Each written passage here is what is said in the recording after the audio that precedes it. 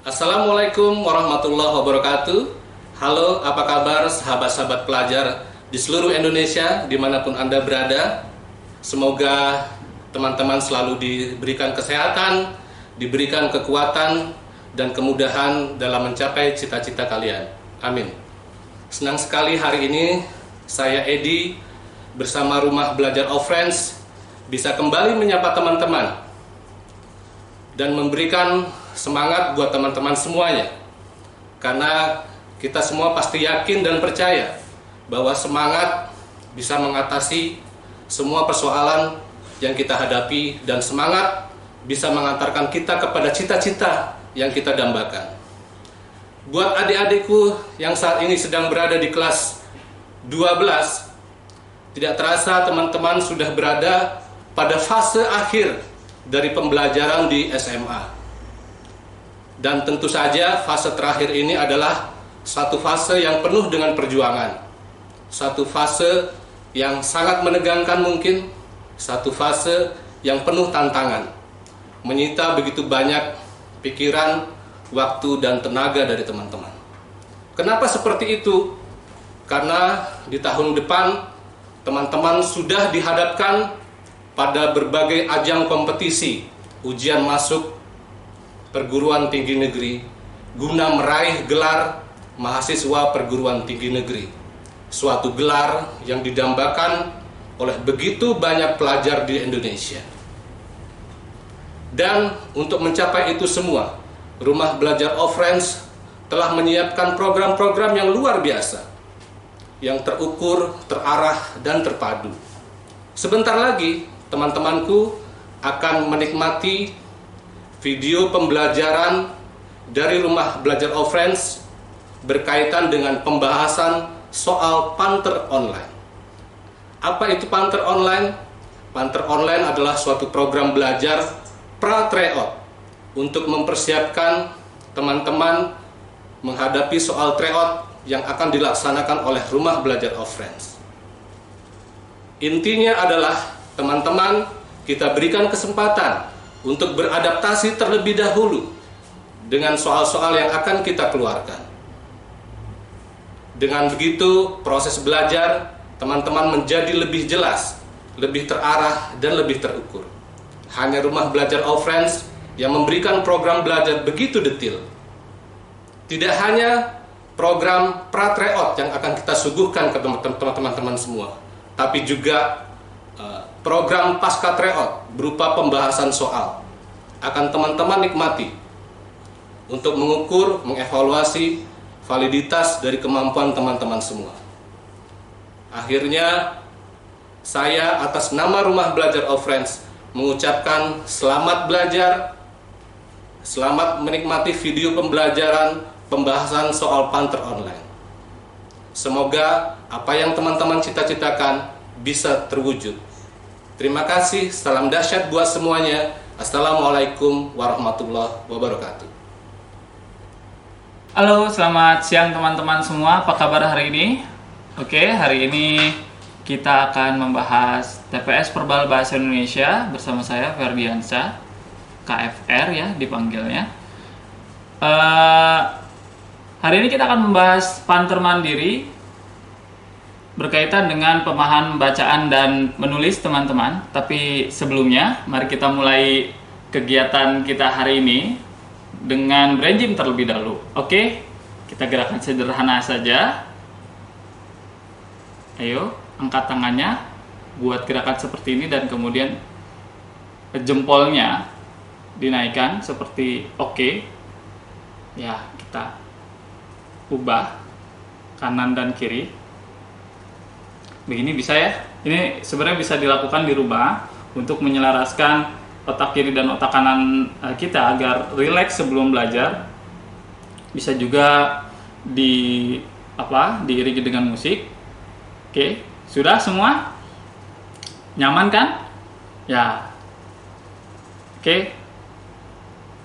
Oke, kita plus untuk kita semua. Yeah. Nah, teman-teman, hari ini kita akan membahas Panter Mandiri. Panter berkaitan dengan pemahaman bacaan dan menulis. Seperti yang sudah teman-teman pahami soalnya, jadi sudah pada punya ya soalnya. Di soal nomor 1, pertanyaannya berkaitan tentang kalimat yang menyebabkan ketidakpaduan dalam teks. Nah, ketidakpaduan dalam teks. Nah,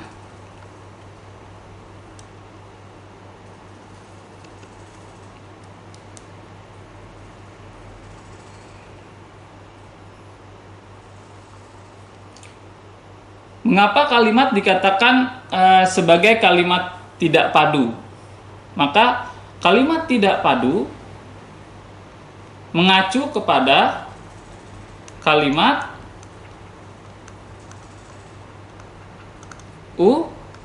utama. Maka ketika ada pertanyaan kalimat yang menyebabkan ketidakpaduan, kita pertama kali harus menentukan si kalimat utamanya dulu. Nah, mari kita baca teksnya. 9 mahasiswa kedokteran yang hilang di perbatasan Suriah diyakini telah bergabung bersama ISIS dan menjadi salah satu kelompok pendukung ISIS. Seperti dikutip CNN, anggota parlemen Turki Mehmet Ali Ediboglu mengatakan 9 mahasiswa kedokteran tersebut sudah dicuci otaknya. Namun hingga kini pihak pemerintah masih mencari bagaimana mereka bisa berniat untuk bergabung bersama ISIS. Kalimat keempat, Ediboglu juga mendesak para negara yang bersama komitmen untuk memerangi ISIS segera merumuskan langkah efektif untuk menjamin keamanan mahasiswa tersebut. Selain menjaga keamanan, para orang tua berharap ketenangan anaknya dari aksi kaum agamis radikal. Dari teks ini kita bisa melihat seperti ini, teman-teman. Kalimat kedua itu merujuk kepada kalimat ke-1. Begitu juga kalimat ketiga. Jadi bisa kita katakan pada paragraf ini, pada teks ini, pola paragrafnya adalah deduktif. Jadi isu yang harus kita ambil berkaitan dengan apa? Berkaitan dengan 9 mahasiswa kedokteran bergabung bersama ISIS. Nah, ini kan yang harus kita jadikan acuan. Maka kemudian kalau kita bandingkan masing-masing kalimat, kita akan menumpukan keanehan pada kalimat ke-5. Kenapa? Karena di situ menyatakan ide para orang tua berharap ketenangan anaknya dari aksi kaum agamis radikal. Itu kenapa opsi jawaban untuk soal nomor 1 adalah yang E. Kita lanjut ke nomor kedua. Pertanyaan di nomor 2 berkaitan dengan simpulan. Bagaimana dengan simpulan? Nah, sederhana sebenarnya. Teori simpulan adalah gabungan dari kalimat utama. Nah, jadi ketika dalam sebuah teks ada beberapa paragraf, maka simpulan adalah kita tentukan dahulu kalimat utamanya, berfokus pada kalimat pertama pada paragraf pertama, dan kemudian kita cari opsi jawaban yang merupakan ide gabungan dari paragraf-paragraf yang muncul di dalam teks. Nah, bagaimana kemudian di soal ini yang hanya muncul dalam satu paragraf? Nah, berarti simpulannya itu bisa kita kaitkan dengan si kalimat utama tadi yang berpola apa tadi? Deduktif ya, jangan dilupa ya. Tadi kita sudah sama-sama baca teksnya. Jadi kita bisa nyatakan pada soal nomor 2 ini simpulannya adalah 9 mahasiswa kedokteran, predikatnya mana? Bergabung bersama ISIS. Nah, ini kan sesuai dengan opsi yang muncul pada opsi B. Oke. lanjut di soal nomor 3. Nah, berkaitan dengan kalimat efektif. Karena di soal nomor 3 pertanyaannya adalah kalimat-kalimat dalam paragraf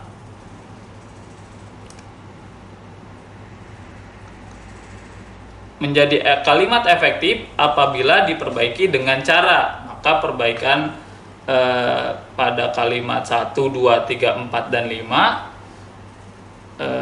sehingga menjadi efektif. Nah, pertama kita harus munculkan dan pahami apa itu syarat kalimat efektif. Nah, syaratnya ada berapa? Secara umum itu ada 4. 1. Berkaitan dengan struktur. Maka struktur kalimatnya harus benar. Kedua, berkaitan dengan ejaan atau yang kita kenal sekarang dengan Puebi ya teman-teman, tidak lagi EYD. Yang ketiga, berkaitan dengan logika. Nah, ini yang bisa dikaitkan dengan kesejajaran imbuhan atau kita kenal sebagai paralelisme, atau kemudian pemborosan kata, pengulangan kata. Nah, pemborosan sebenarnya pengulangan kata tidak apa-apa ya, asal tidak boros. Nah, jadi logika itu berkaitan juga dengan itu. Yang keempat berkaitan dengan kata baku. Nah, kata baku itu bisa beberapa persepsinya, bisa dia sebagai kata dasar secara leksikal, rujukan kamus, atau pola pembentukannya. Nah, maka itu yang harus dipahami. Nah, kita lihat 9 mahasiswa kedokteran yang hilang di perbatasan Suriah dengan telah bergabung dengan ISIS. Nah, di opsi A, ISIS diubah menjadi ISIS dengan penulisan huruf kecil. Apakah benar? Tidak ya, karena dalam ejaan untuk lembaga singkatan ditulis kapital, maka sudah benar. Opsi B kita lihat, menghilangkan koma setelah kata mengatakan pada kalimat kedua. Nah, di sini strukturnya adalah Edi Boglu berfungsi sebagai subjek, mengatakan predikat 9 mahasiswa kedokteran tersebut, ini objek, sudah dicuci otaknya pelengkap oleh komplotan ISIS. Nah, ini jadi keterangannya. Nah, kesalahannya adalah di mana? Kesalahannya adalah unsur subjek dan predikat, kemudian predikat ke objek, penggunaan koma itu harus hati-hati benar. Nah, di sini ada fungsi koma yang berada di antara unsur predikat dan unsur objek. Nah, predikat dan objek cenderung tidak boleh ada koma, kecuali ada aposisi. Misalkan ibu negara mengatakan bahwa, nah kalau misalkan itu pun ada konjungsi bahwa, koma tidak boleh muncul. Nah, jadi ketika ada aposisi, keterangan aposisi baru boleh muncul. Nah, jadi seharusnya koma di kalimat kedua setelah kata mengatakan yang berfungsi sebagai predikat itu hilang, karena predikat dan objek tidak boleh dihimpit dengan koma. Oke, itu penjelasannya nomor 3. Kita lanjut ke nomor 4. Judul.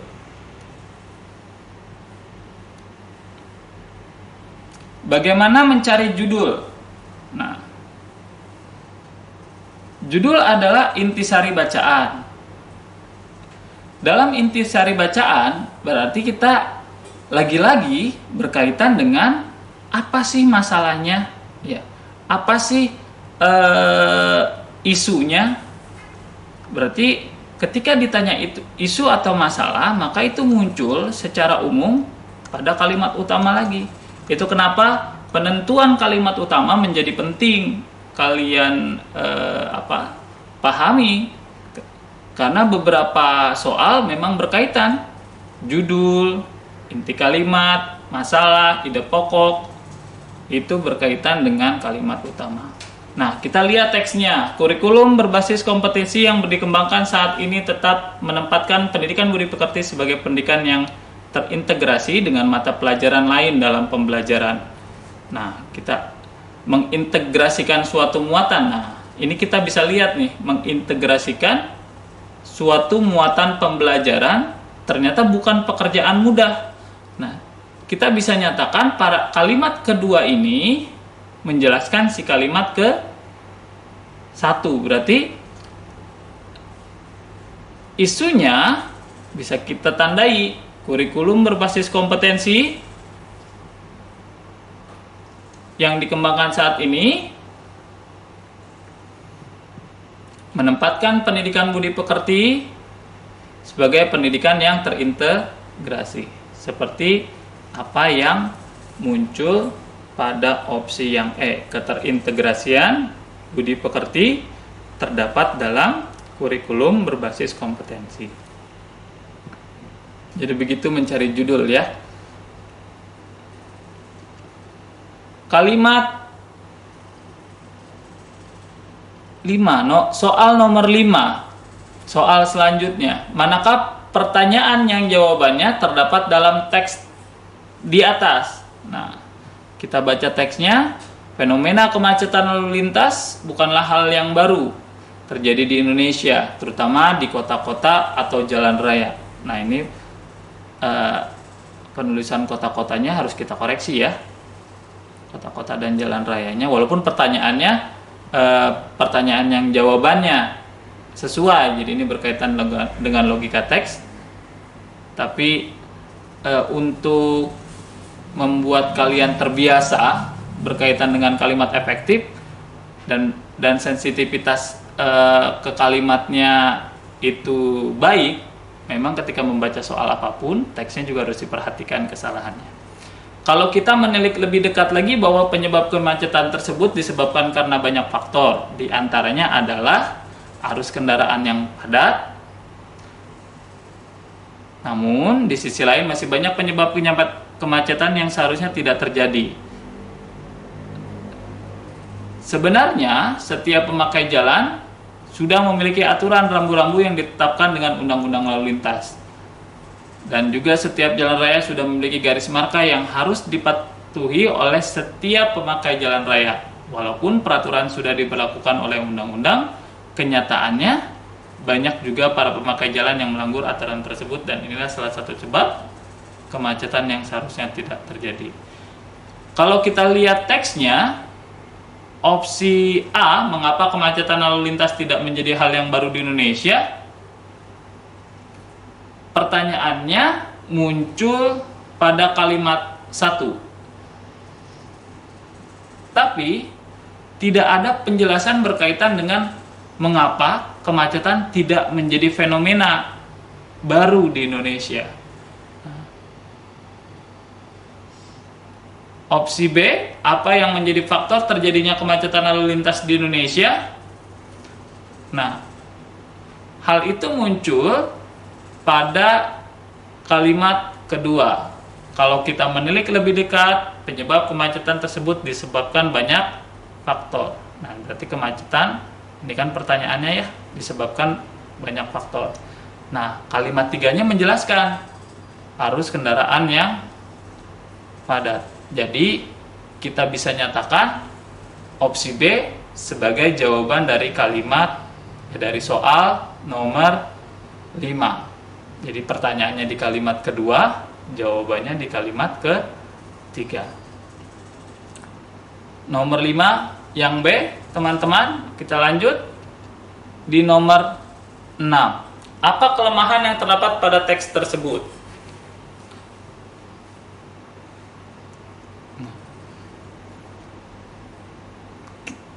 Secara tidak langsung, ketika kita analisis tadi di awal, maka penulisan kota-kota itu adalah kelemahan dalam teks. Bisa kita nyatakan ya, kelemahan dalam teks. Tapi apakah muncul di opsi jawaban?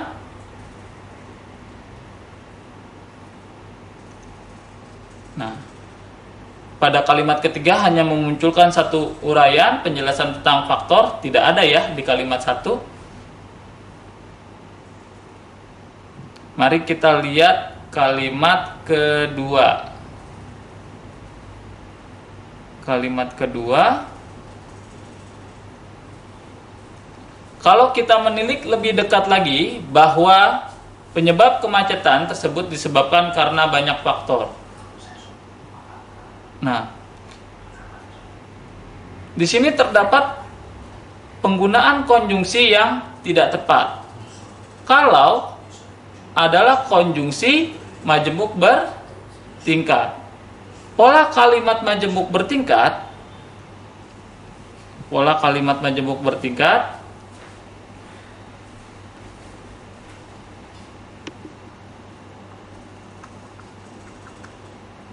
kalimat majemuk kan ada dua ya, kalimat majemuk bertingkat dan setara. Untuk pola kalimat majemuk bertingkat memiliki dua pola, subjek predikat, konjungsi subjek predikat titik, atau konjungsi subjek predikat, koma subjek predikat titik. Nah, jadi ketika konjungsinya berada di awal, ini kan konjungsinya berada di awal ya, si kalau itu ya, maka seharusnya fungsi koma muncul, bukan fungsi konjungsi bahwa. Jadi kesalahannya di kalimat kedua adalah kesalahan pada konjungsi bahwa yang harusnya digantikan dengan fungsi koma. Oke. Jadi untuk nomor 6 kemungkinan opsi A nih. Mari kita lihat kalimat ke-6-nya. Nah, kalimat ke-6 dimunculkan dengan konjungsi dan di awal kalimat. Nah, dan di awal kalimat itu tidak boleh. Kenapa? Karena tadi saya katakan dalam kalimat majemuk itu ada dua ya. Ada kalimat majemuk bertingkat dan ada kalimat majemuk setara. Pada kalimat majemuk setara, polanya hanya ada satu. Satu, SP konjungsi SP titik. Jadi konjungsi di awal kalimat tidak berterima dalam struktur konjungsi majemuk setara. Itu kenapa di nomor 6 opsi jawaban yang tepat adalah yang A. Lanjut, kita bahas nomor 7. Padanan kata manifestasi. Padanan itu persamaan ya, persamaan. Atau bisa kita katakan ini sinonim lah ya. Sinonim kata manifestasi secara leksikal, secara kamus, manifestasi bermakna perwujudan. Saya kira semuanya paham ya. Lanjut, di soal nomor 8 ada ilustrasi saat ini mencari keberadaan seniman Betawi yang setia kepada tradisi leluhurnya sangatlah sulit. Dapat dikatakan mencari seniman Betawi seperti apa nih? Menggarami air laut?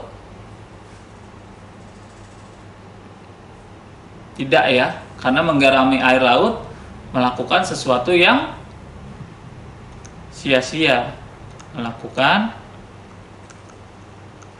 sesuatu yang sia-sia. Nah, sedangkan di sini sifatnya adalah sangat sulit. Maka yang tepat jawabannya adalah mencari jarum dalam jerami. Kenapa? Karena ini menyatakan pekerjaan yang sulit dilakukan.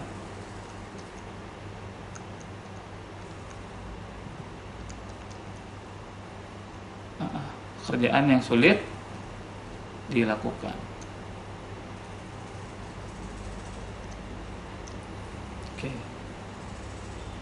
Di nomor 8 berarti jawabannya yang A, teman-teman.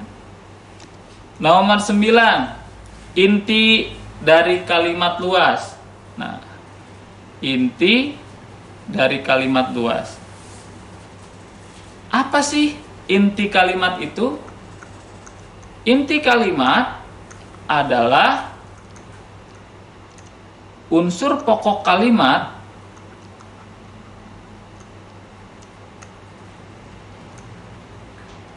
disertai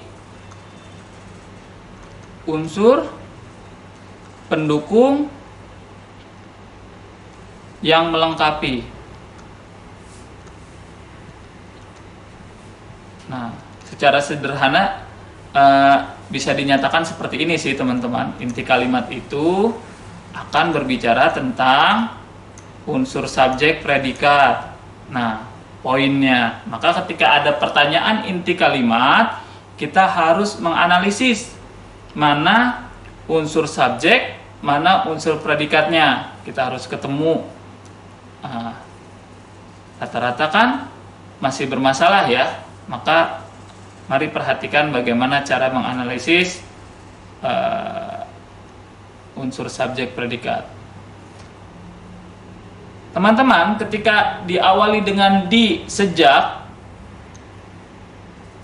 ke, kemudian pada, untuk, bagi, dalam, oleh, yang ini bisa dinyatakan sebagai kata depan, preposisi, maka setiap kata yang diawali dengan preposisi itu akan menyatakan unsur keterangan dari sejak sampai dengan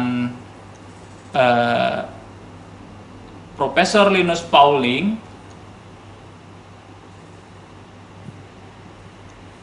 Nah, kemudian sampai dengan, karena di sini muncul yakni juga, masih ikut dia tentang ortomolecular medicine yang dasarnya adalah studi biologi molekuler sebagai sains dasar. Nah, sampai di sini itu masih menjadi unsur keterangan. Nah, berarti setelahnya baru kita temukan unsur intinya. Apa itu? Penelitian medis, subjek, diarahkan, predikat. Nah, kok begitu? Karena setiap yang muncul berada di depan kata kerja itu akan selalu menjadi unsur subjek. Jadi diarahkan itu mutlak menjadi predikat. Nah, penelitian medis menjadi subjek, maka jawabannya adalah penelitian medis diarahkan pada molekul. Nomor 9 opsinya yang D. Lanjut di soal nomor 10, makna kata signifikan sama seperti soal di nomor sebelumnya tadi. Signifikan bermakna, berarti ini berkaitan dengan diksi ya, pilihan kata yang sesuai. Nah, maka jawabannya yang B. Kenapa? Karena kalau kita tambahkan kata signifikan dan berarti, itu tidak mengubah makna dalam kalimatnya. Penambang lokal yang bermodal tenaga seadanya dinilai belum dapat mendongkrak pendapatan asli daerah secara signifikan, secara berarti. Jadi nomor 10 jawabannya yang B. Nomor 11. Di soal nomor 11, pertanyaannya gagasan utama. Gagasan utama itu soal yang memang sering banget keluar, sering sekali keluar ya. Jadi penentuannya secara teknis lagi-lagi balik ke kalimat utama. Jadi ketika ditanya gagasan utama paragraf pertama pada soal nomor 11, kita lihat paragraf pertamanya. Pada kenyataannya, nilai-nilai yang telah dilembagakan, yang ditanamkan sekolah merupakan nilai yang bisa diukur jumlahnya. Nah, sekolah memasukkan generasi muda ke dalam lingkungan yang beranggapan bahwa sesuatu dapat diukur, termasuk imajinasi. Padahal perkembangan pribadi bukan hal yang dapat diukur. Nah, ini menarik nih.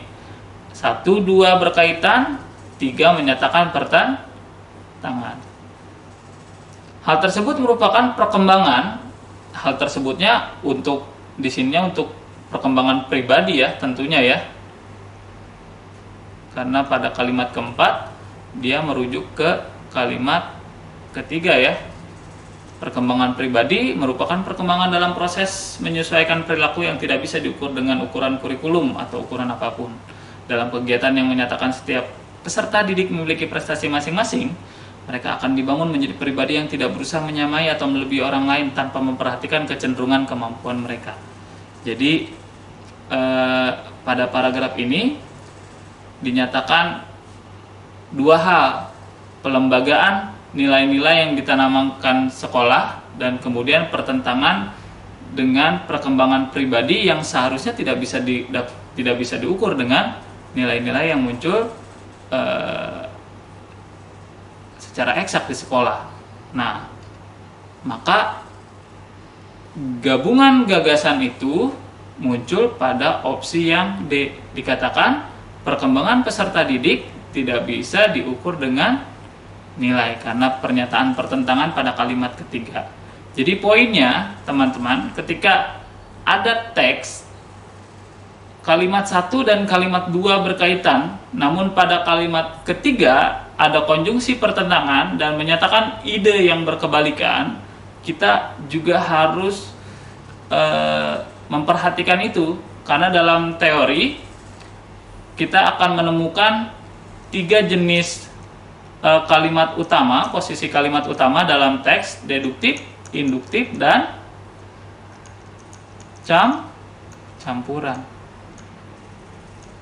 Nah, maka penggabungan ide itu masuk ke dalam pola campuran. Nah, jadi nomor 11 jawabannya yang D. Nomor 12, pada kalimat nomor berapa terdapat kesalahan penggunaan tanda koma? 1, 3, 5, 6, dan 9. Nah,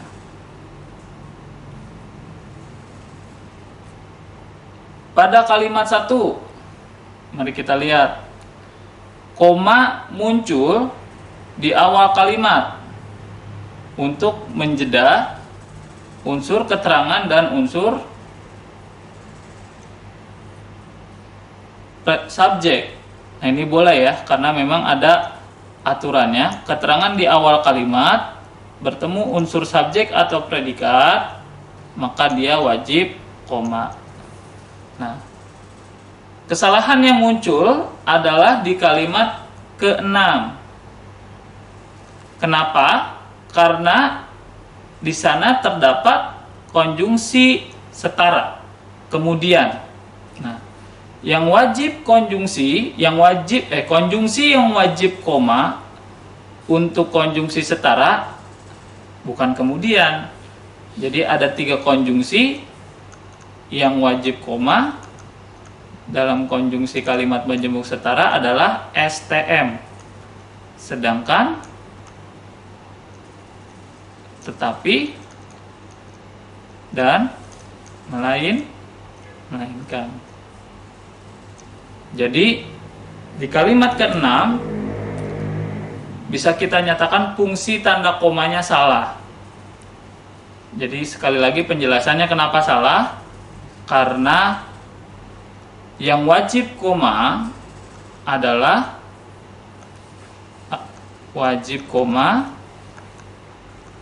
konjungsi STM, sedangkan tetapi melainkan.